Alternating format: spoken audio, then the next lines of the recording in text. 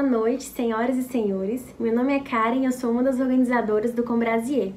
Nós somos coordenados pela Universidade de Brasília e pela Universidade Federal de Jataí, com o apoio da Faculdade de Medicina da Universidade Federal de Minas Gerais, da Escola Superior de Ciências da Saúde do Distrito Federal e da Faculdade de Saúde e Ecologia Humana em Minas Gerais. Neste momento, daremos início a um ciclo de palestras assíncronas do Congresso Brasileiro de Saúde Integrativa e Espiritualidade. O Combrasier foi pensado com o objetivo de difundir conhecimentos em saúde integrativa e espiritualidade, em especial saberes ditos tradicionais e populares. Foi organizado por acadêmicos de graduação da área da saúde, de instituições de ensino superior públicas e privadas e docentes da área da saúde. Saudamos de forma especial aos organizadores, às instituições apoiadoras, aos professores, aos alunos e a toda a comunidade aqui presente. Neste momento, iremos assistir à palestra Psiquiatria e Espiritualidade, ministrada pelo Dr. Fernando Meneghini. Dentre o seu vasto currículo, cabe destacar que ele é médico com residência em Psiquiatria Psicodinâmica e Psicoterapia pela Universidade Federal de São Paulo. Além disso, ele é professor efetivo de Psiquiatria na Universidade Federal de Jataí. Com a palavra, Dr. Fernando Meneghini. Olá pessoal, tudo bem com vocês? Meu nome é Fernando Meneghini, sou médico psiquiatra e professor da Universidade Federal de Jataí e vim aqui hoje conversar com vocês a respeito da relação que existe entre a espiritualidade ou a religiosidade e a nossa saúde mental. Esse tema, obviamente, ele é muito amplo, ele poderia ser abordado sob várias perspectivas, sob a perspectiva religiosa, sob a perspectiva da ciência, sob a perspectiva sociológica, enfim, nós poderíamos tomar o ponto de vista de diversas óticas. Eu vou falar um pouco sobre como abordar o paciente. Eu acho que como dar sugestões de como os profissionais de saúde poderiam se portar de uma forma a ajudar a maior parte dos pacientes em relação não só à sua saúde mental, mas também se reconectar ou se conciliar com esse aspecto da espiritualidade que é importante na vida de boa parte das pessoas. Então, eu vou trazer algumas sugestões para que nós consigamos desmistificar alguns aspectos desse tema que sofre de certa maneira alguns preconceitos e vou trazer elementos que vão ser úteis na entrevista, na abordagem dos indivíduos. É claro que eu sempre vou trazer informações que são baseadas em evidências científicas e que são princípios gerais que deveriam ser utilizados por todo profissional de saúde ao abordar os pacientes. Então aqui eu não vou trazer um manual, uma receita de bolo, mas são recomendações, sugestões que exigem uma certa habilidade pessoal de vocês para conseguir aplicar na prática cotidiana, não só nos pacientes que têm um transtorno mental ou quando a entrevista é focada num sintoma da saúde mental, mas em todas as pessoas, porque acho que nós deveríamos nos preocupar com a saúde mental em todos os nossos pacientes, não só naqueles que têm esse sintoma explicitamente trazido para o médico ou para o profissional de saúde que o acompanha. Então, assim, a primeira coisa que eu gostaria de falar é sobre a importância do tema, né? Qual é a importância da espiritualidade ou da religiosidade na vida das pessoas e na vida da saúde mental dos indivíduos? Primeira coisa que acho que a gente consegue ver de forma bastante óbvia é a coesão social.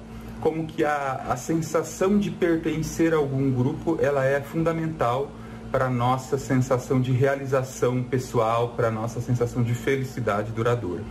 Então, os grupos religiosos, eles têm essa característica de trazer essa coesão social. A pessoa se sentir que pertence a algum grupo.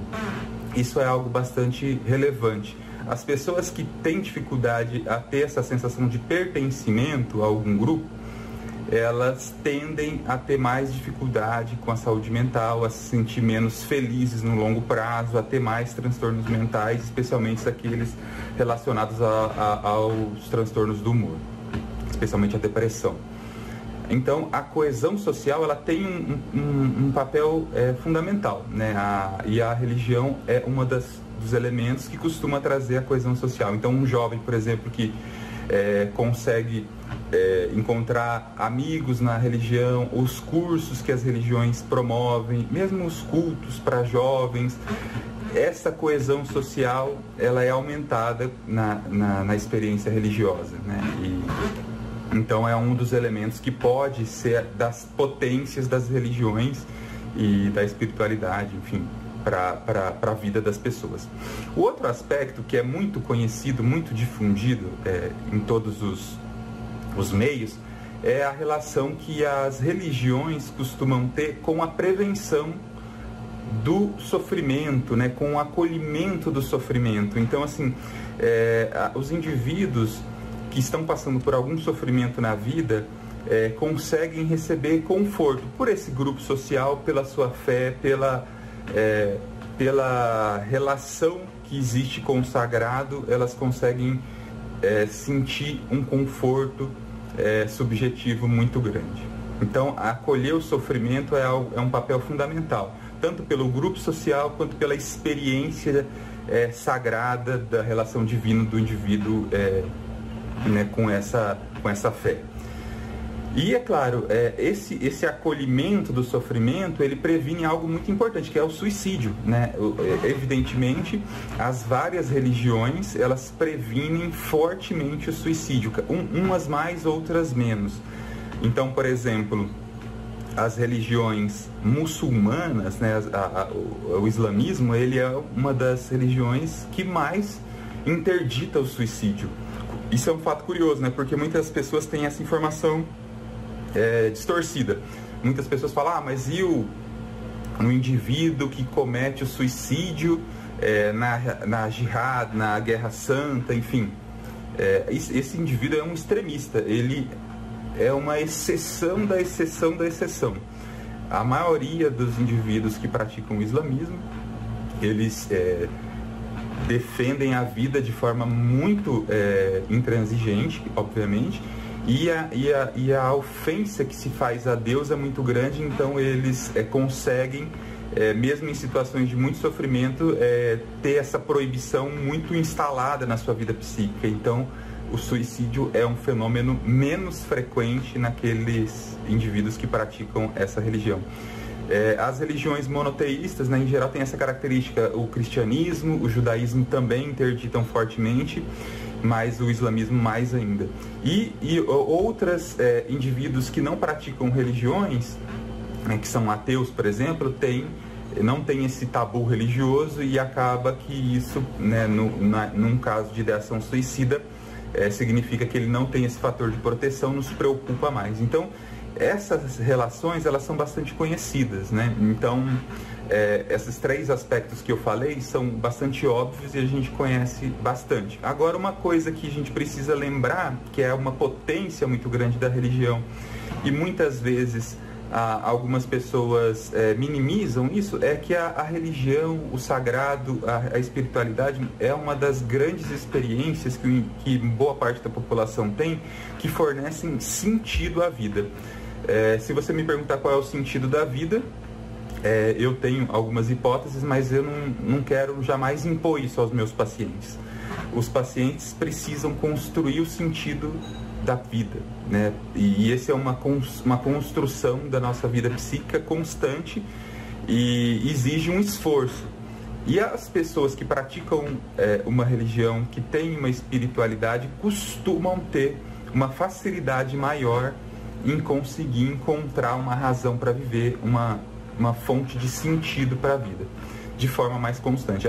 Os indivíduos ateus ou que não se conectam com nenhuma forma de religiosidade têm uma dificuldade um pouco maior de manter a sensação de sentido na vida de uma forma um pouco mais constante, e isso por si só também é uma razão de nos preocupar mais quando esse indivíduo está com um transtorno mental e a possibilidade dele ter um desfecho do suicídio é maior. Então a gente tem que tomar muito cuidado quando o indivíduo que tem uma ideação suicida não tem nenhuma religião. Isso aumenta a nossa insegurança em relação ao desfecho desses quadros. Bom, então acho que a importância do tema ela é bastante óbvia, né? E até pela importância estatística, no Brasil é um país muito religioso, né? Diferente de alguns países europeus, por exemplo, em que a religiosidade ela é menor que aqui. Então, o médico brasileiro, os profissionais de saúde brasileiros precisam conhecer a importância dessa questão. E desconstruir alguns preconceitos, né? Nós, normalmente, tendemos a achar que, de forma preconceituosa, que a religião pode limitar um indivíduo, que, na verdade, são crenças limitantes ou que podem trazer apenas uma sensação de conformismo. E é claro que isso pode ocorrer, mas quando existe uma relação com o sagrado que não é uma relação saudável, que é uma relação mais infantilizada, mais empobrecida, que não tem nada a ver com saúde mental. A saúde mental, ela exige um desenvolvimento emocional grande e uma relação madura com todos os aspectos da sua vida, inclusive com o sagrado, com a religiosidade, com o aspecto espiritual, né? E a outra coisa que muitos profissionais têm, além de ter esses juízos equivocados, preconceituosos, é acreditar que não tem, que vão abordar isso de uma forma equivocada, né? Muitas vezes alguns profissionais pensam que o ideal seria inserir uma crença no paciente, propor que ele procurasse uma religião, tentar transferir valores religiosos que são seus para o paciente. Isso tudo são práticas que deveriam ser evitadas, porque geralmente são interpretadas pelo paciente como uma insuficiência da técnica daquele interlocutor, e o paciente tende a abandonar esse profissional, abandonar o tratamento e perder a possibilidade, inclusive, de ser ajudado por ele. Então, temos que evitar preconceitos, inclusive, que nós mesmos alimentamos, e tentando fazer o bem, muitas vezes nós acabamos desrespeitando a diferença, né? Então é importante sempre considerar o outro, né? E é claro que para conseguir também fazer um exame de consciência e saber quais são as nossas limitações, nós devemos perguntar para nós mesmos qual é a minha relação com a espiritualidade, qual é a minha relação com a religiosidade. Isso é uma coisa bem resolvida para mim? Eu sou um indivíduo religioso? Eu não sou? Qual é a minha religião? Qual é a minha crença? Eu não tenho. Isso tem que estar claro. E você tem que evitar deixar essa questão mal resolvida internamente, porque senão, quando isso está mal resolvido, você vai enfiar os pés pelas mãos quando você for abordar esse assunto com o paciente, né? Então, entenda bem qual é a sua relação com a religião, com o sagrado, e não permita que a sua experiência interfira de forma negativa na sua abordagem com o indivíduo. E é claro que aí a questão de como a sua história pessoal, como a sua família lida com a religiosidade, como essa relação familiar com o sagrado interfere na sua própria expressão da religiosidade ou sua relação com ela, né? Então, isso tudo é fundamental. Por exemplo, imagina que um médico que...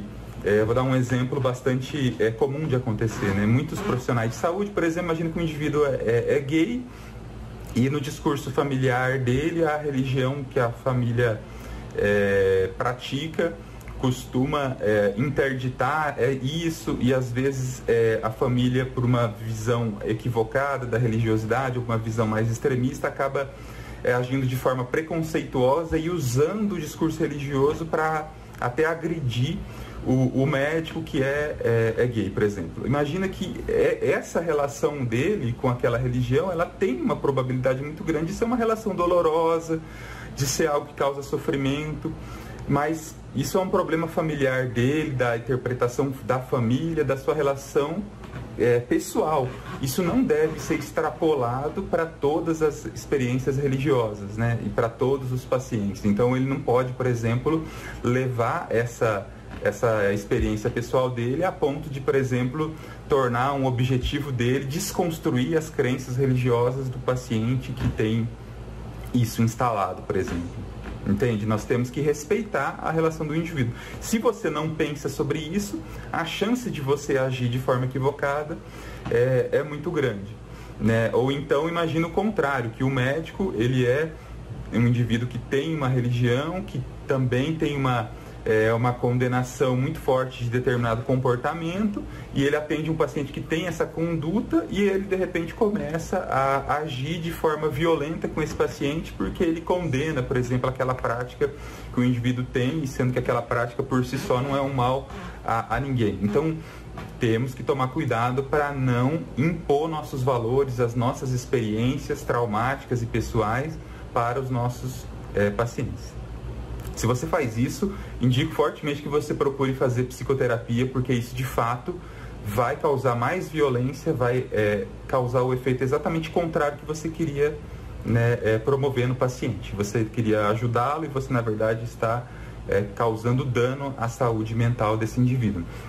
E aí a pergunta que a gente sempre deve falar, eu devo falar sobre a minha religião com o paciente? Eu vou dar um exemplo.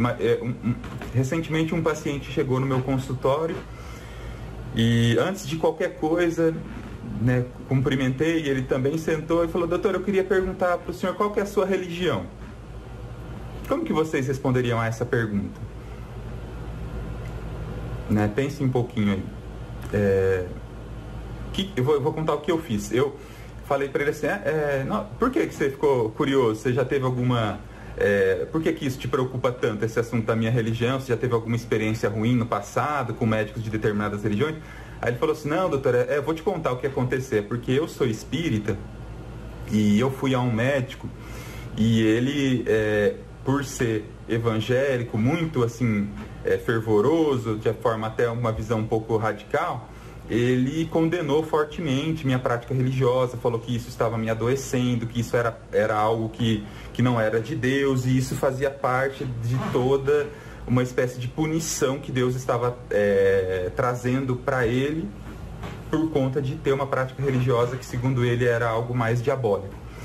Veja só, então, o quanto de informação esse paciente trouxe para mim, porque eu simplesmente devolvi para ele a pergunta.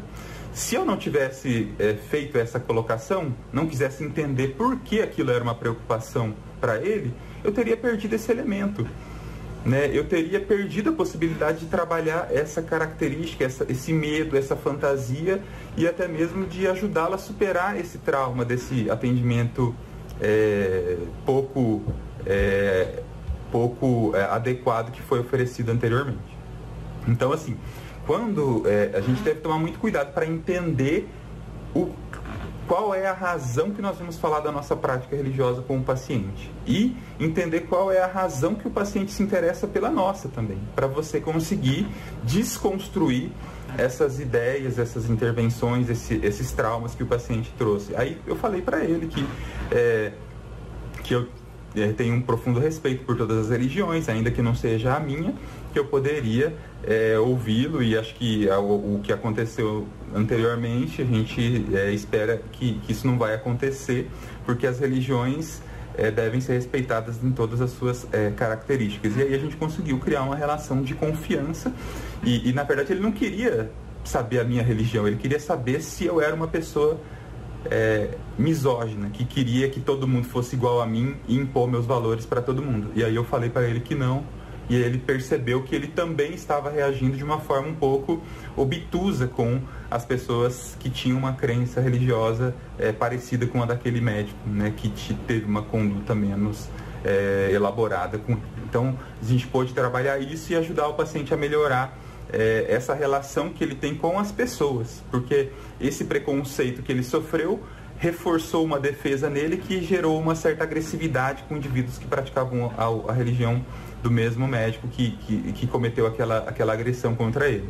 Então a gente, com essa minha intervenção, acabei ajudando ele a diminuir o grau de violência religiosa daquele indivíduo, né? E aí assim a gente voltou o foco da nossa...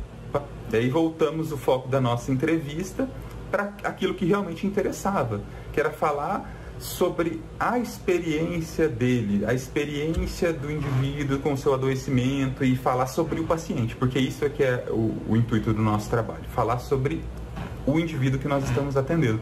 Não é ficar falando, professando a nossa fé ou convertendo pacientes em alguém que seja parecido com nós mesmos, né? Então, quando a gente vai falar especificamente da experiência religiosa, vamos falar sobre a experiência religiosa do paciente, em primeiro lugar. Não vamos ficar aqui falando sobre as nossas experiências, de como ela nos ajudou. Vamos falar sobre como foram as experiências dele, se as experiências foram boas, se foram ruins, em que ela conseguiu ajudar, para a gente conseguir entender qual é o peso daquela experiência religiosa para o bem e para o mal. Porque, como eu falei, ele pode ter sofrido uma agressão e essa agressão ter, em parte, um elemento de um discurso religioso excludente, ou ele pode ter recebido muito acolhimento pelo discurso religioso e isso ter uma potência para ser um elemento de elaboração das suas dores no futuro. E, para a gente conseguir fazer isso, a gente tem que estar bem com nós mesmos, saber respeitar os indivíduos e não querer impor valores religiosos que são nossos para os outros, né? Porque isso sempre tende a ter um resultado ruim. Claro que você pode, um indivíduo ou outro que seja mais sugestionável, que seja mais dependente, você pode até conseguir ajudá-lo, mas certamente para cada um que você ajudar, você vai estar prejudicando muitos outros, e se você conseguisse ter uma conduta mais acolhedora, mais humanizada, você teria condição de ajudar esse mesmo indivíduo que você ajudou e mais muitos outros que você perdeu a oportunidade por não ter uma postura tão acolhedora, tão humana.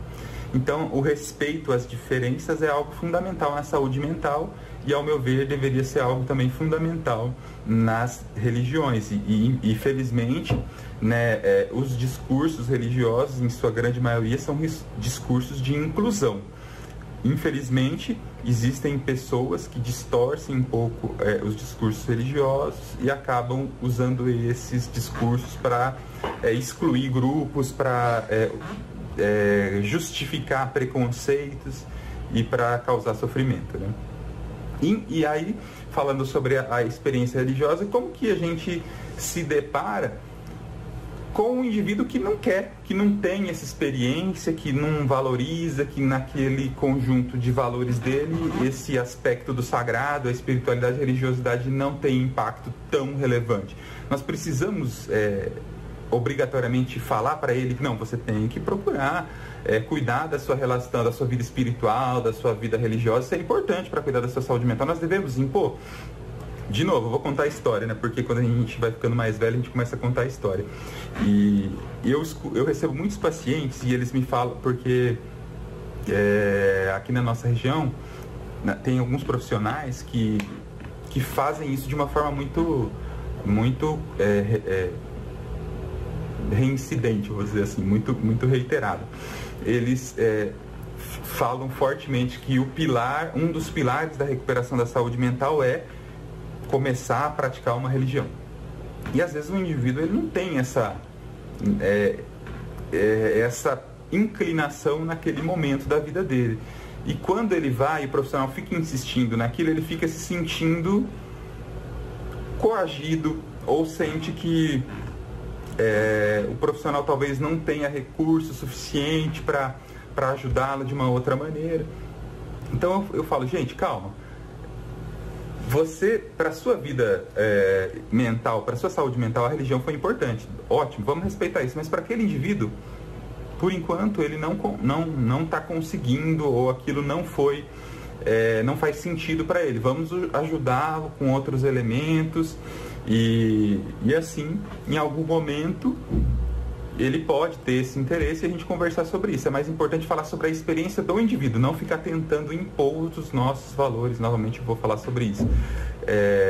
E aí eu tenho um paciente que ele é pastor e é uma pessoa muito sábia, e ele fala que quando ele vai encontrar uma pessoa que é ateu ou vai em algum encontro para debater com outras religiões as possibilidades, as divergências, as diferenças, ele fala e justifica e explica de uma forma muito clara como é a experiência religiosa. Ele fala assim, o que Deus revela para um é diferente do que revelou para o outro, e também o momento de cada um é diferente. Então, assim, não vamos propor a misoginia, isso é uma coisa muito ruim. Vamos aceitar as diferenças, e se você tem a religião como um valor importante, vamos aceitar que outras pessoas podem ter em um outro grau de valoração esse aspecto. E agora eu vou falar um pouquinho sobre como que os transtornos mentais podem ser influenciados pela relação com o sagrado, com a religiosidade, com a espiritualidade, né? Então, assim, é claro que a primeira coisa que a gente tem que abordar é como que o discurso religioso ou a espiritualidade dele está relacionado com o nível de sofrimento. Então, com a culpa, por exemplo, nossa cultura é uma cultura judaico-cristã, e que a culpa é algo muito presente no nosso discurso, né? No discurso de você tem que ser uma boa pessoa, você tem que fazer o bem, você não pode fazer aquilo, você pode fazer isso, porque isso tudo vai agradar ou desagradar a Deus. Então a culpa, ela está sempre em jogo na nossa sociedade. Isso tem muito da cultura das nossas religiões. E isso pesa. Por exemplo, numa depressão, um indivíduo, a culpa é algo muito presente. E quando o indivíduo é religioso, ele se sente muito... uma das coisas que pode oprimir é esse discurso religioso mais distorcido, que culpabiliza o indivíduo demais. Falar, isso é falta de Deus no coração, você tem que se apegar à fé, que isso vai te curar. Pera, vamos separar o joio do trigo. A fé é um dos elementos que pode ajudar o indivíduo, que melhora efetivamente a saúde mental, mas ela basta por si só? Então, todo indivíduo que tem transtorno mental falhou em sua fé, ele é fraco na sua religiosidade? É isso que você está dizendo para o paciente quando você fala que ele tem que se apegar a Deus, que ele tem que partir para a religião, e você impor isso como um valor inexorável para quem está com algum tipo de sofrimento. Então, esse discurso aparentemente cuidadoso, ele é um discurso violento. É uma comunicação violenta. Então, você pode falar para o paciente que valorizar quando ele está, por exemplo, ele é um indivíduo religioso e continua na sua prática religiosa e fala, mas eu não entendo, porque mesmo me apegando a Deus eu não consigo ficar bem.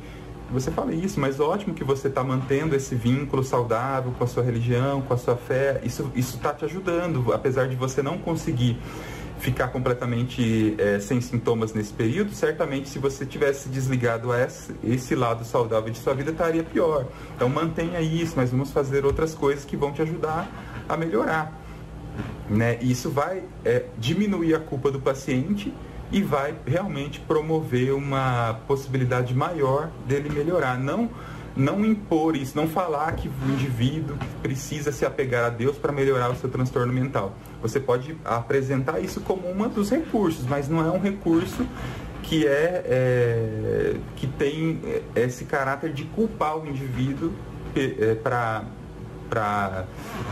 piorar a sua situação. Então essa relação da culpa com a religião, ela é muito comum no Brasil, e a gente tem que tomar cuidado com o discurso para não piorar esse sofrimento do paciente. Outro aspecto que a gente deve levar em consideração é sobre também as próprias manifestações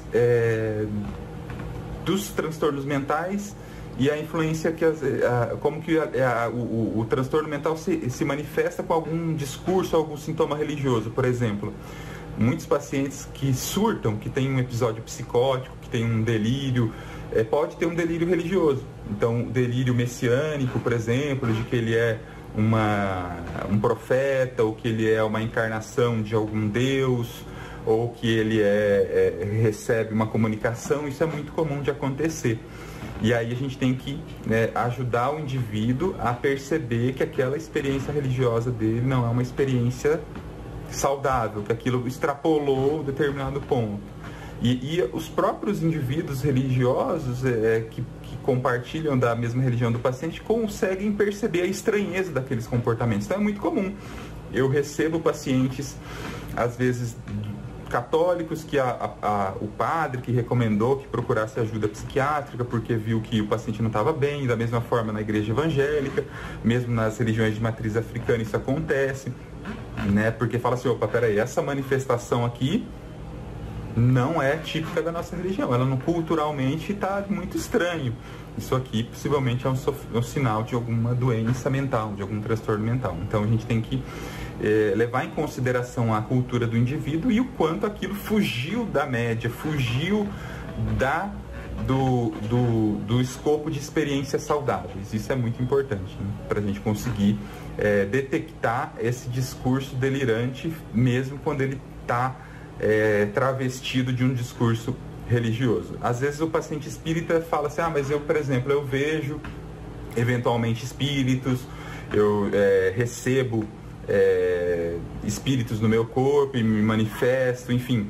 Isso acontece e pode ser uma experiência absolutamente religiosa normal, e aí está aceita socialmente, ela está coerente com as práticas religiosas do indivíduo, ou pode ser uma coisa muito distinta, e aí você percebe, porque o próprio grupo religioso, a família do paciente percebe aquela experiência como estranha, e nós, como psiquiatras ou psicólogos, também conseguimos perceber que fugiu da média, fugiu daquela vivência religiosa saudável. Por isso que é importante o médico ter cultura, e aí ter a cultura de conhecer todas as principais religiões do nosso país. Por exemplo, vocês conhecem como é a cultura do católico, o que o católico acredita, quais são os valores, quais são práticas aceitáveis, quais são práticas inaceitáveis, enfim, quais são os julgamentos que ele emite geralmente.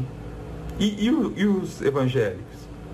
E os judeus? E os muçulmanos? E os espíritas? E as religiões de matriz africana, candomblé, enfim. Você conhece? Se você não conhece, deveria conhecer, porque isso é fundamental para você conseguir distinguir uma vivência religiosa saudável de uma não saudável. Isso é fundamental. Então, só o conhecimento vai te ajudar. Se você conhece apenas a sua religião, a chance de você agir de forma preconceituosa com as demais religiões, ela é enorme. E provavelmente você age dessa forma.